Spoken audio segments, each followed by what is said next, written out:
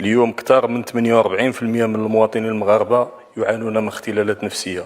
كاين إشكال ثقافي السيد الوزير عند المغاربة في الولوج للصحة النفسية، وكاين إشكالات تقنية وعملية. بعد خاص حملة توعوية باش المواطنين المغاربة يوعوا بالأهمية ديال الولوج للصحة النفسية. واحد.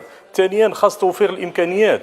اليوم سيد الوزير هذه المراكز ديال الصحة النفسية في الأقاليم راه ولات عبء حقيقي، لا على المندوبيات ديال الصحة في تدبيرها وتوفير الإمكانيات، ولا حتى على السلطات الإقليمية. نعطيك مثال، أنا في الإقليم ديال الشاون كاين مركز ديال العلاج النفسي، راه واحد المجهود كبير اللي كتبذلو السلطات الإقليمية لضمان استمراره، وغياب الأطر الطبية المتخصصة وضعف الامكانيات اللي كيؤدي انه هاد الناس اللي كيجون هاد المراكز كيدوزوا فيها اسبوع جوج وكيمشيو بحالهم، الشيء اللي كيفرز تواجد هاد الناس في المجتمع كيفرز خطوره كبيره. وتبعت السيد الوزير ما حدث في بن حمد، ومرشح انه يحدث في عدد من المناطق اليوم في المغرب.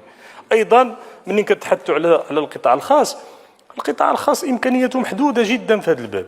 كاين عمل جدي وعمل كبير ومتميز كتقوم به المؤسسه ديال محمد السادس لعلوم الصحه، لكن التكلفه ديالو تكلفه باهظه وباهظه جدا، لا يقوى المواطن المغربي خاصه من ذوي الدخل المحدود على تحملها. ولذلك اعتقد السيد الوزير انه لا بد لمصالح وزاره الصحه ان تضع في صلب اهتماماتها الصحه النفسيه ديال المغاربه وتوفر لها الامكانيات الضروريه واللازمه، لانه ما يمكنش وزاره الصحه سدد بويا عمر وحولاته المراكز ديال الصحه النفسيه على امتداد التراب الوطني في مجموع الاقاليم. شكرا سيدي.